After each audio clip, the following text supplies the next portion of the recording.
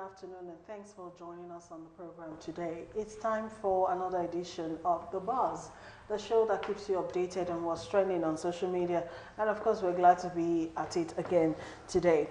It's Wednesday, and it's the 11th of July 2018. My name is Patience Belukafo. I'm here with Alero. Good afternoon, Alero. Good afternoon, Patience. How are you doing? Very well, and you? I'm good. Very well. Yeah, thank God it's another Wednesday, and the program is The Buzz, where we're going to keep you updated on what's trending on social media. And of course, it is lit on social media, so to say. Are you excited about that video? I am to an extent. All right, we're not alone on the program this afternoon. We have two panelists with us here, and both of them have become regulars on the show. It's a pleasure to have come back after being on a long break. I don't know, AWOL, because we didn't give him official leave, you know, but it's a permission. He's glad to have him come back. He is the general manager of Kiss FM, and he's also a well-grounded broadcaster in his own right, Mr. Ayodele Kazim. Good afternoon, sir. Good afternoon. Thank you. Our senior colleague. Thank God. We actually have senior colleagues with us. Yes, so both of them. Thank you for coming on the show.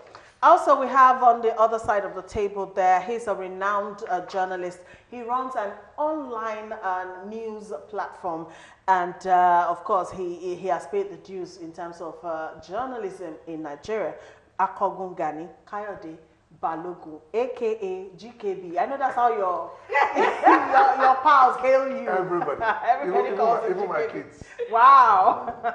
Good afternoon, and thank you for coming, It's sir. always a pleasure to be here. All right, viewers. 0802-836-8971 is the number to call. Sorry to send your SMS to. Please don't call.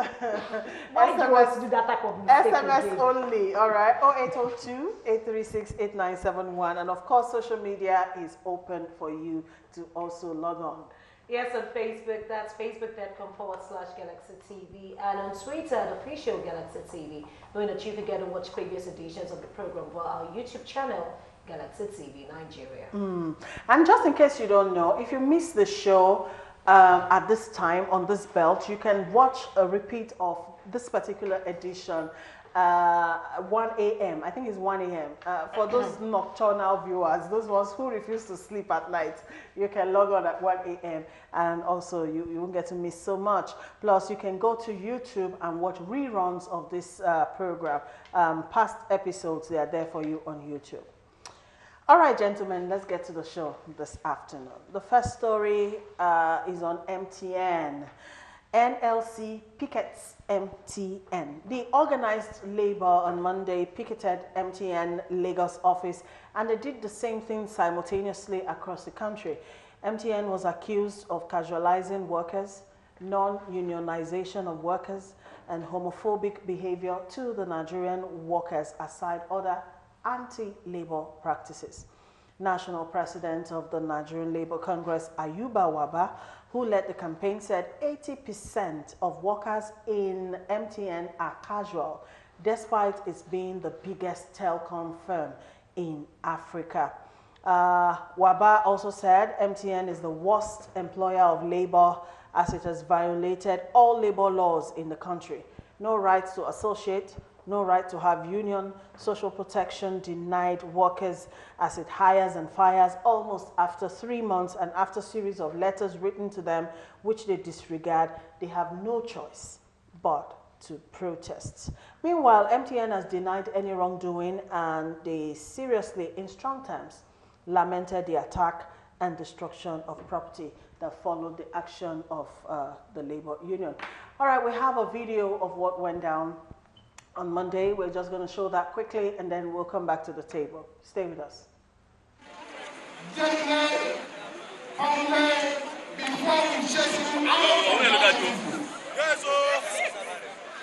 We're having just 5 minutes.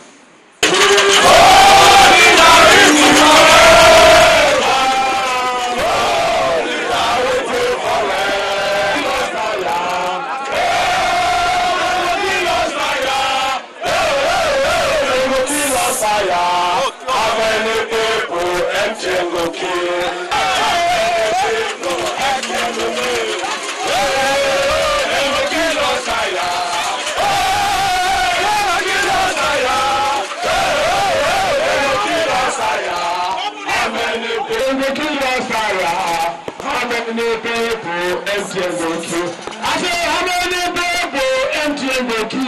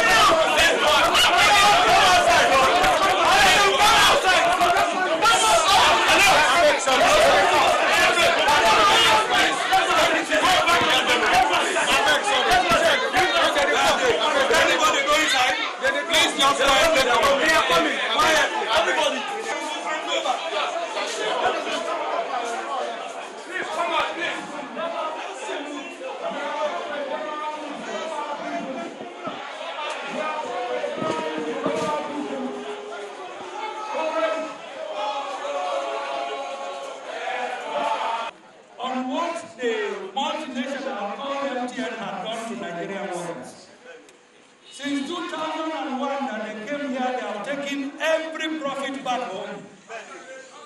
But all the workers that have worked with them, nobody is able to have gratuity. None of them has pension. The problem they have is that as soon as you are getting to the point of being gratuitable or being pensionable, you are fired. Why? Because they do not have the opportunity of having a union that can stand for them. This organization over the years has resisted the attempt by Nigerian workers to form an industrial union. The journalists are here. Few months ago, they sacked 280 workers who had worked with them since 2001. What was the reason that these workers' knowledge has become obsolete? The people who grew this organization to this level were sacked, and all of them were outsourced. Where we are standing today, I believe, does not have the direct operation of the South African MTN management. It is outsourced to an individual who is a Nigerian.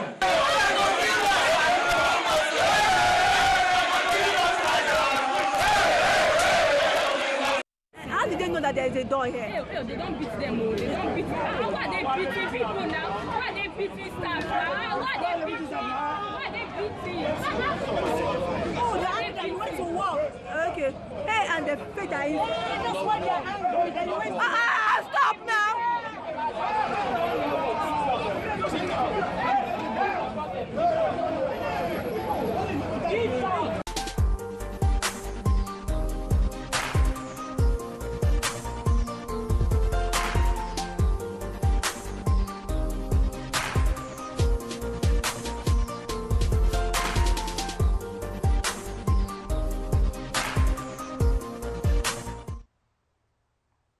Welcome you back. The president of the NLC, Ayuba Waba, has said the protest will not stop until workers' exploitation by the firm stops, because casualization of workers cannot be tolerated in South Africa, where we know MTN came from, and also Ghana and other countries, you know, where MTN operates. All right, gentlemen, that's the story on the table. What say you?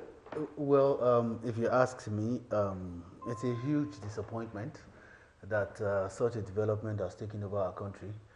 We must tell ourselves some home truths that in the past few years, for some of us having seen this situation, you know, being on ground for over many years, I think it is a situation that is not peculiar to MTN only. It is something that has pervaded our society for a while now. Even Nigerian companies, you know, are not left out. Especially Nigerian companies, you know. So, you know, when you talk about labor issues at times, or when I'm on my program and people keep talking about some of all these things, I reckon we have a problem. It's a huge societal problem where I don't like using the terminology we don't have a government, because there are some people in place who actually are, you know, overseeing the expenses of our country and everything we do. And we all want to ask questions at times and ask ourselves, is there anybody in charge of all this situation? You know, you have a lot of youths looking for job, and at the end of the day, they get the job, they are casual workers, they don't get the necessary benefits they are supposed to get. And then capitalists in quotes in Nigeria today have all, capitalized on this particular issue. Everybody does not want to spend too much money on the staff. Everybody wants to cut costs. Everybody wants to look for a leeway out. But at the end of the day, when you look at the whole thing, it still boils down to the fact that even our labor laws have become obsolete. That when you look at the labor and what they fight for, you ask yourselves, are these people actually after the interest of Nigerians and the workers? Yes. So it's a huge, huge problem. I'm sorry. It's going to continue until something is done. Unless something is done, it will continue forever. It has always been there, and it will continue to be there. Okay. All right, because I'm pretty concerned. A lot of us don't really know the laws of labor. That's just it. Because all what's just in the mind of the youth is, I just need a job. And that's why I get to see some youth standing as early as 6 a.m. to 7 a.m. along that Oshodi Expressway, industrial areas, waiting for companies to actually just take them in as casual workers. Alero, sorry. They job. You understand? They don't mind. You have to understand that you came to this sorry pass basically because we're talking about survival here. Our sense of value. And the man must work, as the case may be. Don't forget that the company just closed shop a few days ago, and one of the things they cited was overbearing official intervention, which is just the big grammar for they're asking for bribes. Exactly. So these people know us inside out. They know what we are capable of. And they will exploit the system with the active connivance of very big Nigerians. Don't forget that this very company was fined a gigantic amount of money that they didn't pay, and that the minister came in and interfered on their behalf, which in some countries will earn the minister a sack. But the man is still there. And then people like this will know that they can get away with murder. But having said that, there was a time in this country, along the marina, I can remember, that they will have what they call labor exchanges. That's where you go to register that you need a job. And you have a list. So at that period of time, it's government's job to get you a job, essentially. Because all you have to do is register that you are in the labor market and they will fix you up. But companies are folded up. Those who are coming in now, basically the Asians, Chinese, Indians, have no qualms about labor abuse. And I don't think the labor ministry is just a joke. In some other countries, they have a very strong antitrust laws that ensures that cheating of the worker is the problem of the government. And you dare not do it. They will place a heavy fine on you. But in Nigeria, like I said, I get it with anything. The welfare of the average young Nigerian ones, like I worker said, is not protected. They are not protected in any shape or form. There are no insurance for these casual workers. Any accident you have, you are YO. Okay. Now let's not talk about the way some of the staff were actually treated. We saw them eating them with placards. Like, you're fighting for my rights and you're still abusing me. Well, this goes to show that in Nigeria we lack decorum for anything we do at times. Sorry to say, if you call yourself the labor union fighting for the interests of workers and you still go ahead to abuse the so-called workers whom you said you are protecting their interest, it goes a long way, or it builds on you for one to actually check on you if you understand the meaning of what you say you're doing. Most times people wonder what exactly is the labor meant to fight for. What do they do? What is the basic interest of when they say they are fighting for people's interests? Because I reckon from the past, I recall people who are casual workers calling and talking about how labor will come to their organization after reporting some of these Chinese companies or Indian companies are maltreating the people there, going as far as even flogging workers. And our Nigerian policemen will be there overbearing on them with the guns and that, and then they can't do anything. And then labor comes in, labor is taken into an office, they are bribed, and they just leave. They walk away. So how can you even put your interest in that kind of a labor when such situations occur or happen? So necessarily, when labor calls something in Nigeria of today, the first thing people wonder is, okay, which of the labor is it? Is it the one led by Waba or the other person. And then who do I follow? Exactly. You know, the issues with labor started with that factionization thing. Yeah. So a lot of people lost trust In and the labor faith force, yes. in the labor force, I know somebody who was in the labor or who opted out, and there is nothing labor will do today that he will support. Because as far as is concerned, they do not fight for the interest of the common man. They don't fight for the interest of workers. They are actually just like other people. God, I don't want, well, I'm not going there. They are only fighting for their own pockets and interests too. So yes, like some people will say, why go after the telco? What about these other big ones who are there? You know, Akwaku mentioned. Sorry, I'm cutting it short. Akwaku mentioned while he was talking earlier about all these Indians and Chinese and. Yes, they are there, but can we look inwards for a bit? Even the companies that are owned by Nigerians, you know what I'm talking about. You know, they're not better. They're not better. Now, an expatriate can come into my country, Nigeria, and treat me anyhow because my Nigerian brother treats me anyhow in the first place. You get what I'm trying to say? If you think that is, that's why. That is ironic, an expatriate with a school certificate or with a trade certificate, will come more to like a Nigeria trade certificate, and become an engineer, chief engineer for that matter. Over more than a better qualified Nigerian, yes.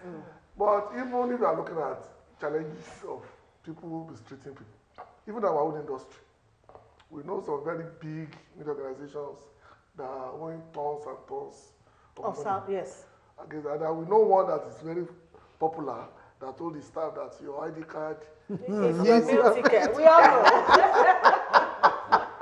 So the abuse, we can pontificate all we like, but the reality is that we don't have a system that protects the common man. And as a worker, as a student, as a boy or a girl, child, it doesn't matter who you are.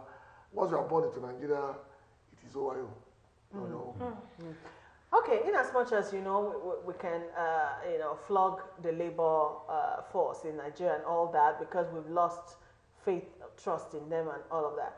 But they're doing this. I want to look at it from the positive angle and to say we have to start from somewhere, right? You know, so at least they're doing this and they're doing it across board, you know. We hope it will not end just with MTN. Talking about MTN though, this case has been on since 2001. So we're talking about a case that almost like 17 to 18 years old. Since they came into Nigeria, there's always one issue or the other. And patients, NLC is actually saying they are going to visit other telcos. So it's not just only MTN. So that's what I'm saying. It should not just be telcos alone. But the main thing, like what we are all clamoring for, they should start up with our own Nigerian company. Well, it goes back to as far back as the National Assembly, where they need to make laws that are reasonable. They need to change the obsolete laws of the Nigerian labor laws, and in essence, they need to look at the situation in which the Nigerian workers are working. Remember that this reminds me of the fact that since last year, the presidency was supposed to set up a committee to work on what will be the minimum wage of the Nigerian workers. They told us by September this year, after different forms of promulgating and postponing and all that, that they will determine a minimum wage, which ordinarily there was a gazette which stipulates that this kind of laws concerning the minimum wage ought to be upgraded from time to time. So you can imagine if the federal government itself is not following what it says, the Constitution. Well, we all know that as far as this president is concerned, if he tells you he's going to do something in January, add 2 more years. Before you get it.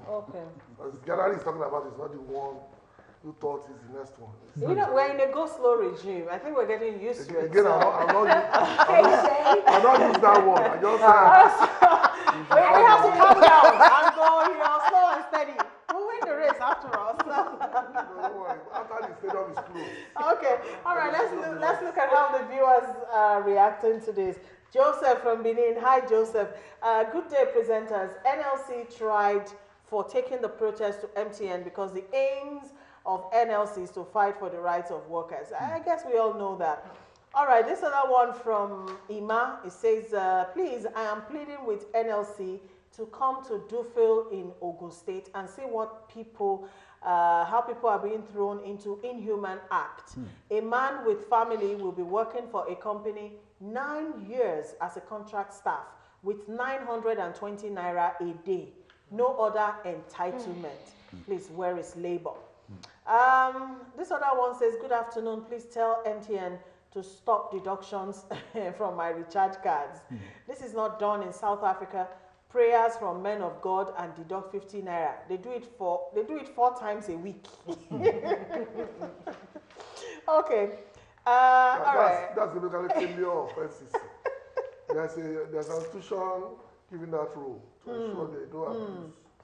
Exactly. All right. There was one I read. I really wanted to read again. All right. Too many messages coming in. All right. This issue really, it's become a part of us to the point that the average Nigerian is thankful that they even have a job. You understand? So the issue of your welfare or how you're protected doesn't even come into the picture as long as I get job. You understand? Which is not so in civilized countries. If you work and you see why you are working. It's not just because you have a job and all that. So even though we are knocking the NLC, for having not done what they should have done over the years, but the fact that they are doing this, no, it's okay. Nobody is saying. We hope, We are not saying they are not. Even the motives we can understand.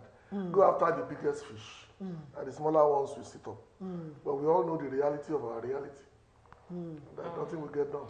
I just hope that won't be able to just cripple that particular network, because even if a lot of people get to use it, I'm sure with that they'll definitely have issues with network problems and trying to communication and other stuff. Yeah, and they're not alone, not just MTN. I mean, that's an industry, all our telcos, is one issue or the other.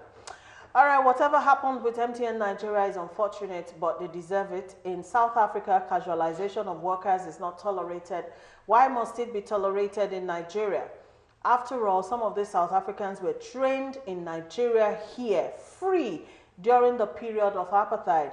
We deserve some respect from them, no matter what. This other guy is talking about MTN so disrespectful, so arrogant, so deceptive. They have guts to tell me that an offer they advertised was a caption. When I called their customer care to complain, and then this guy actually loaded all the credits now. He was supposed to win the offer, no offer.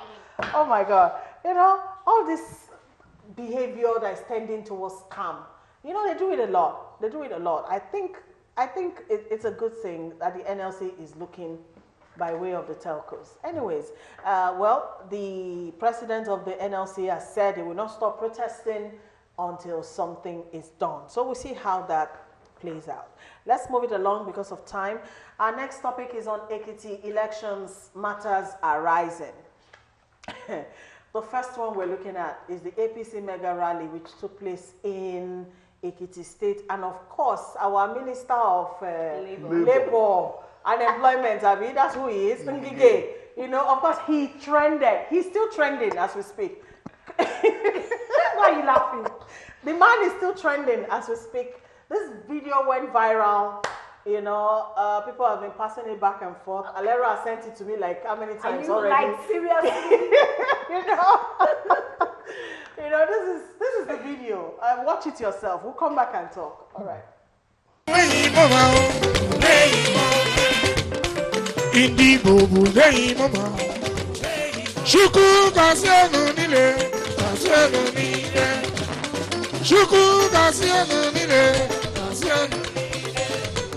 Sabu sabu, sabu sabu, sabu sabu, sabu sabu. Hello. Before the big masquerade will come, the smaller masquerades will come and prepare the ground. I think when I want to see what you, we are here. Ekiti kete. Ekiti. We came here 2009, 2010, led by the Jagaban. We asked for your votes. You gave us votes, and JK came in.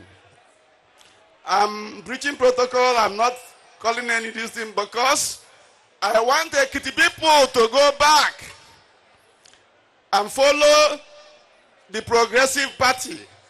It used to be AC, ACN, now APC. I hope you are with us. APC. Number 2, you have been impoverished. And the impoverishment touches my brothers who are selling spare parts. Nobody is buying spare parts again. Nobody is buying things from them in the market. Ibokwenu! Ibokwenu! Una nozikwe? Fire share megu na agu na agu no na agubusizi unine. Unuge kwa ka onolia. Unuge kwa ka fire share continue. Obunu na ekwere kwenu fa fa fa. Fa fa fa. Saturday night we will be back here. It will happen. I think it will happen. It will happen Saturday. Those who want Saturday to happen, raise your hand. With PVC and everything. Mr. President, leaders of our party, our people are ready. They are ready, and on Saturday it will happen.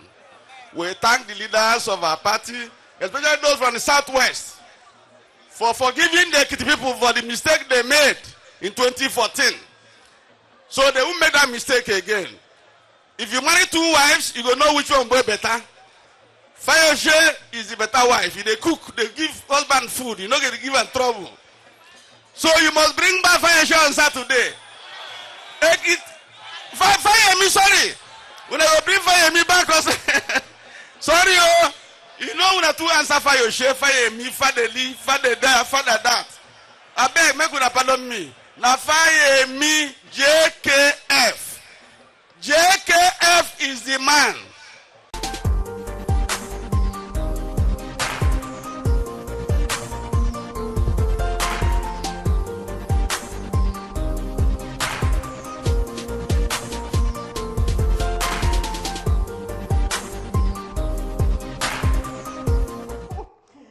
Okay, welcome back. All right, another transmission by Biggie there. All right, we saw him campaigning for Fayoshe, you know, from the opposition party.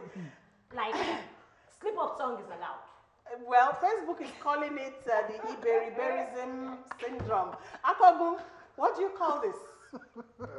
The guy misspoke. But again, nothing politicians do crisis me anymore. Obviously, God carried away. Don't forget, it was with Fayoshe Exactly. for a long time before moving. And then the abeyance of education was have gotten to for him to have lost his sense of. I know they've been doing damage control since yesterday. Yeah. It's very damaging. Very damaging. From pure perspective. Yeah. He has taken the message away. Because that's the damage really. It's not the fact that what he said, he said. If he has said it, and it's not really the trending thing, it would have been fantastic. People just ignore it. But PDP or other party have latched on to that and ensured that whatever message Buhari brought to Ekiti, whatever Kadifayemi said yesterday, disappeared under the... It disappeared under this, the influence of this video. And funny enough, it reminds me of the Colombian footballer Escobar, the one that was killed for scoring nobody is going to do that to him. He has survived Obasanjo, he can survive anything. No, but you know the way the trended was, this was even pretty lengthy. That part was so short and it was just flying everywhere. Like, all right, you had well, how did you perceive this video? Well, it's unfortunate, really, really unfortunate. Like we all saw, that tiny part of the whole campaign has suddenly taken over every other message. The action, the APC has taken to Ekiti, and unfortunately, Nigerians are making it trend, and it's so funny. But I hope the kind of damage control they will do will be able to, because it's difficult to take away a perspective from an individual particularly the moment it sinks in. Yeah. And for me, I think they will guard against this from now on, whenever they want to allow anybody to speak at their campaigns, because how can you not know the name of your candidate? You know, but the name of your candidate. Again, apart from not that he got carried away apart from the comedy factor, APC is notorious for these things. Even the president was calling his vice president other names. I can give other examples. People mangling and mingling when it comes to them. So it's okay. But like I said, the damage is done. The repercussions.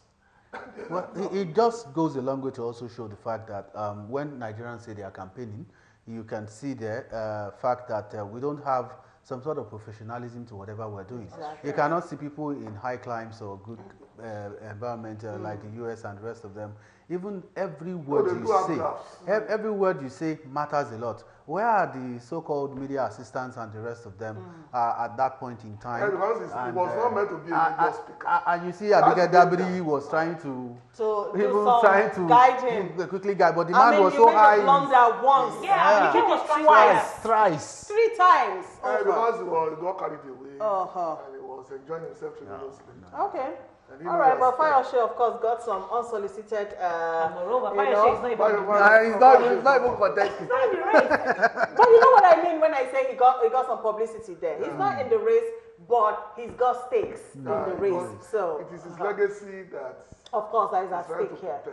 All right. Still on Ekiti elections, another matter arising is that the police raided a Lagos company that were allegedly printing ballot papers for the elections coming up on Saturday.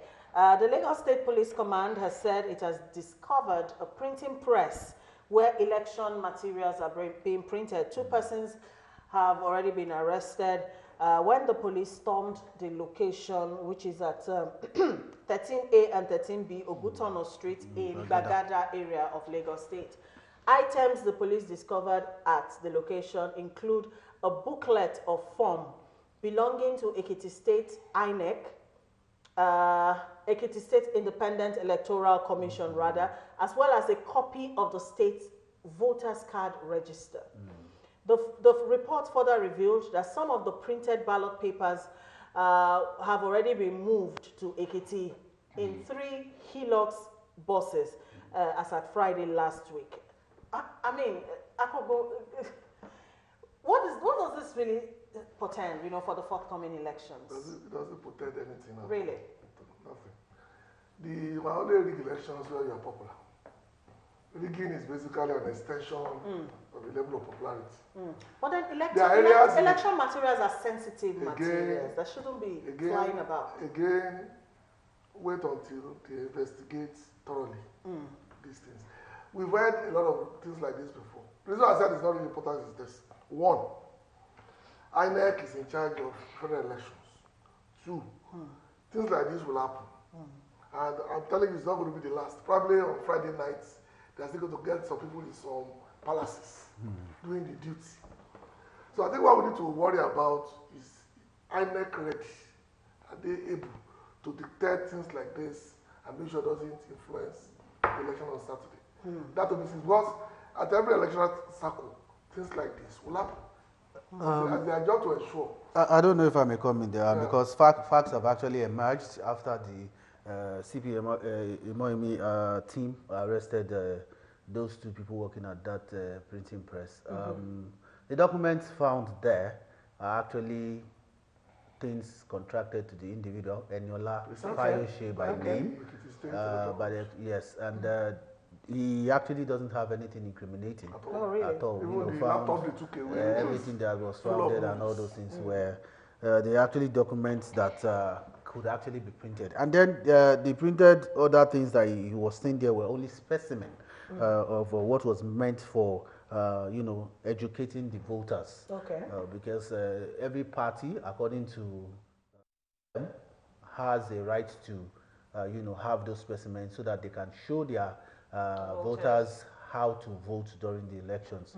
So nothing has actually been proven. And then even Fayose himself says because the guy is wearing Fayose doesn't mean he's not related to him and all that. So apparently, in a related development again, I don't know whether, but I think that the Commissioner of Police in Lagos is getting involved in too many petty public relations things. I think he needed to respect that office. Everybody that appointed the baby in toilet, DCPs there, little things that DPOs can handle, things that divisional police officers, acute or PROs can do. It moves to the front. I think the gentleman likes publicity. Because I can remember the Davido scene. Yes, I can remember when the Davido had an issue then, and he came out and he said it to public. He had to read out Davido's address on TV, and a lot of people actually frowned at that. Of course, I would frown at that. If you give out my address on so when it's because the Lagos command is a very sensitive one. Yeah. You whether you like it or not, it behaves on you automatically. A lot of free publicity. Yes. You don't need to even ask for it. Being CP Lagos comes to the territory that your face will be known to everybody. You'll be in the news all the time. But you have to go out of your way to be in front of everything, including things that are so petty. We are working. That DPO. No, he actually loves that camera. You know, there's always this setting and well, you should beware because publicity at times has its negative, and this is one of it. Yeah. Because normally when I read things online, there are things I look for that I know is fabricated. Once you read it wrong, you know that this is no story. There's really nothing, no red herrings, no red flags. But then you know what I like about the story though is the fact that whether or not it was done in good faith or not, the fact that I want to believe the police is on top of the matter. Again, like I said, I'm not against the police to being look at involved. it. But this purely is like, I'm sure if we are not very careful, the commissioner will be throwing a press conference when husband and wife are the clash. And then even that's what I'm making. It's not that the police not the security forces. His office. Okay. The security forces should also, just like when they said they were doing the whistleblower issue and the rest of them, they should be wary of information being given and, be careful the way you also handle it. This Eniola Fayose happens to be somebody who is very, very enlightened, knows his rights, and, understands the basis of what he's doing. Somebody who's been 20 years in the printing job, and you just come because you got an hint of a development, and then you took a search warrant. You went to his organization, picked people, took all his equipment and stuff like that. And at the end of the day, I believe we've grown past all these kind of issues. We have forensics now in Nigeria, and there are ways people can just pick some few things, and at the end of the day, you get the data and things you need. Exactly. I'm sure it was just the surname thing that would have just instigated them to want to make that move. It still goes to show how far behind we are still when it comes to investigating issues in Nigeria. And I was beginning to like Egalimoimi anyway at a point. But some of these little flaws once in a time makes you look at the person and the officer. He has a tremendous advantage apart from being CP Lagos.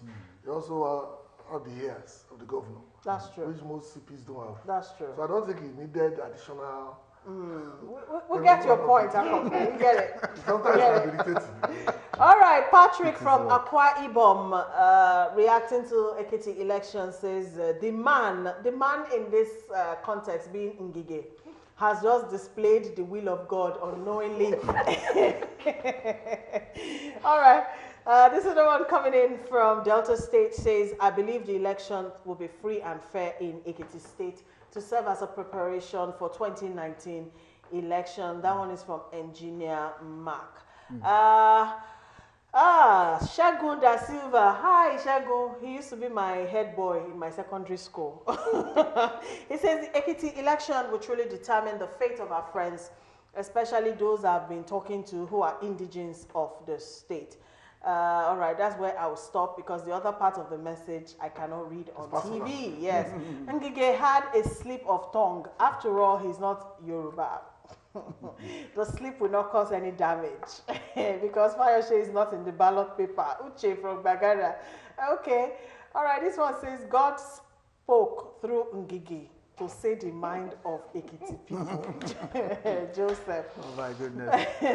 All right, more and more messages are coming in. I don't know if I could quickly say this. Based on what that person said, that he hopes that the Ekiti election will be, for me, I am worried.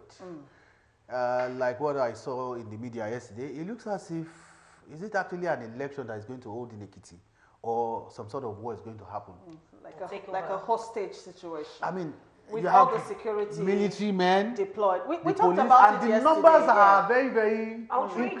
We talked about it yesterday. And I'm wondering, the anti-bomb units. I agree, federal might was used to bring in somebody into power. Now he's seeing the same situation. We have sniper dogs. Do you understand? Like the normal indigene in Ekiti who have probably not seen those kind of people before. Might even be afraid, scared. I want to come out. Yeah. If I live in Ekiti, and I see that kind of, I'll stay in my house. That's the truth, because that could be scary. You're scaring people away with all those. How many policemen do we have in the first place that we're going to have 30,000 of them in one state? Actually, you must understand the dynamics right from the top. Why this is so.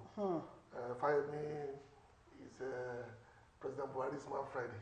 He's his speechwriter, he's strategic thinker. So it's very important for the president that he wins. And for Fayemi, this is a vindication. Yeah. The last defeat was heavy. He doesn't want to go to his grave as the man who lost everything. Though he made more money after leaving government. So we have a war of ego.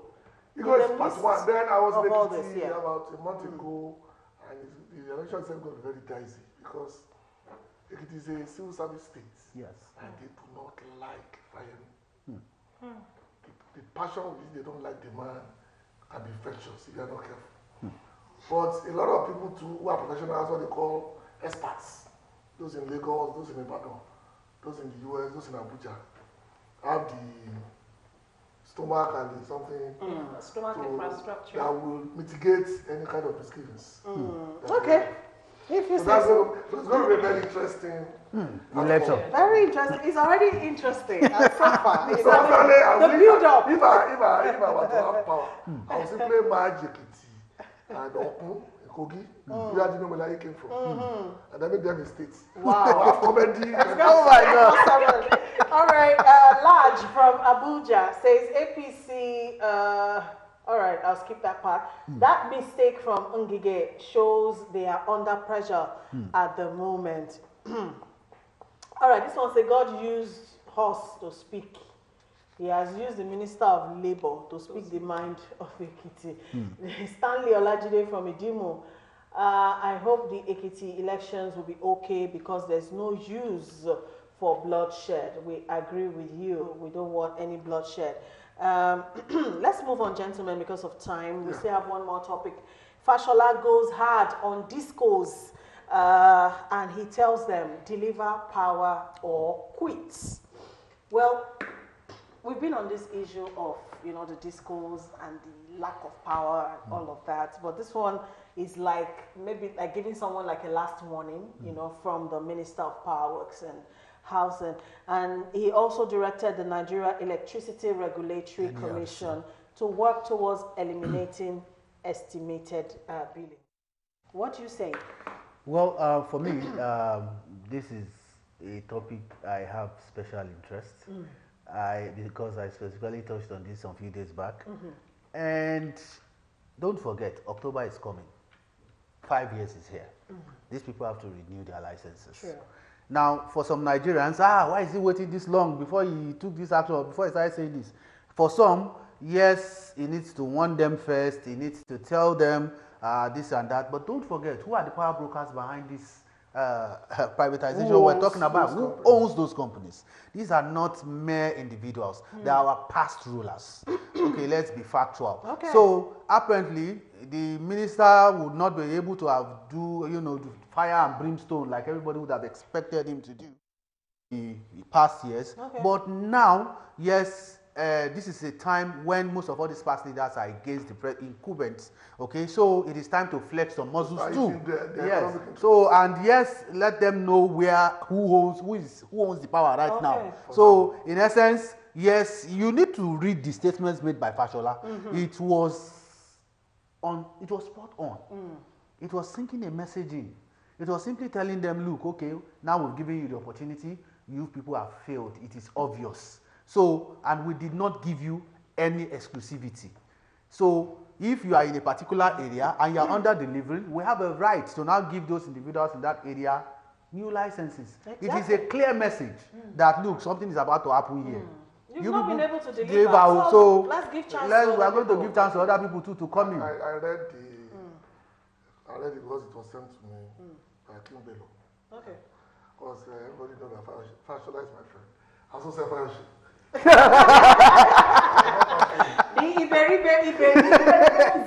Don't let it get to you. Don't let it get to you.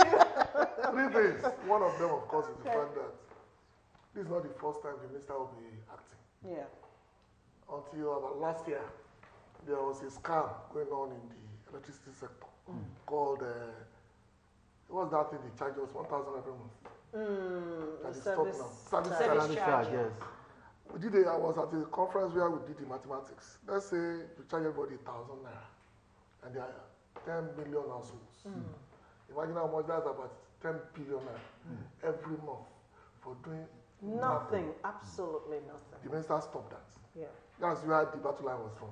Because once he did that, those who promised to bring in prepaid meters, they couldn't anymore. Famused. Because they were expected to use that free money. That is actually what they had promised to be free was the one you paid for through that illegal collection. And the minister has been on this battle now for the last 2 years. Yes. I think he has gotten to go ahead now from his boss to do the needful. And if you read it, it was like policy statement on electricity. Exactly. And I'm sure he's going to get it done because they have only 3 months to chip up. Even in my area, when I was pressing them the other time, they've removed us from what they call the priority list.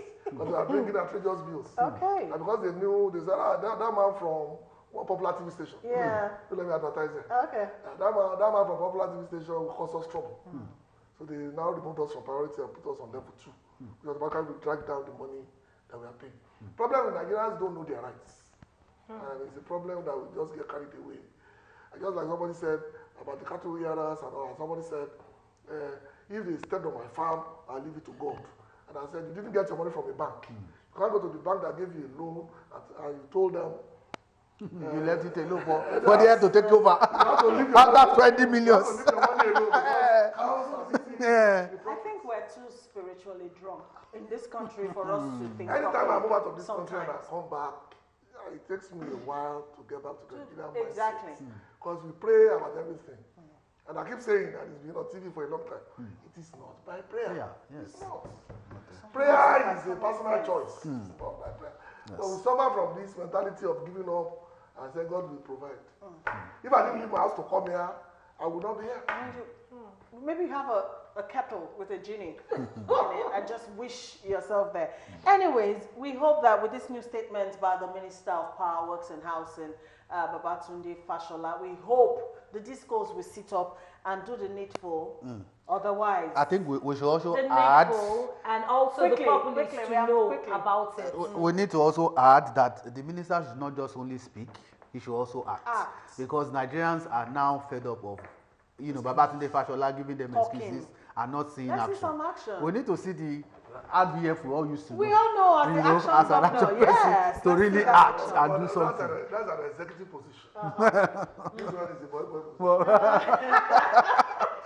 Well, apparently that's why people say we don't know what happens once to get to the federal level. Things just doesn't work the way they ought to be. A boy with 3 portfolios, senior boy. I have 7 portfolios. Still a boy. Father, the son rests with somebody else. As governor, it rests with him. That's true. All right, gentlemen, it's been a great discourse this afternoon. Thank you for coming out and being a part of the show. Well, many thanks to Ayodele Kazim. Thank you for joining us. Thank you very much. The General Manager, Kiss FM. Thank you, Akogungani. I've not seen anybody kissing us here. Thank you, sir, for joining us on the program. All right, Alero, thank you for being a part of it. And thank you, viewers, for also contributing. That's it for today. We draw the curtains here. But tomorrow at noon, we'll be back. God willing, join us again. Bye-bye.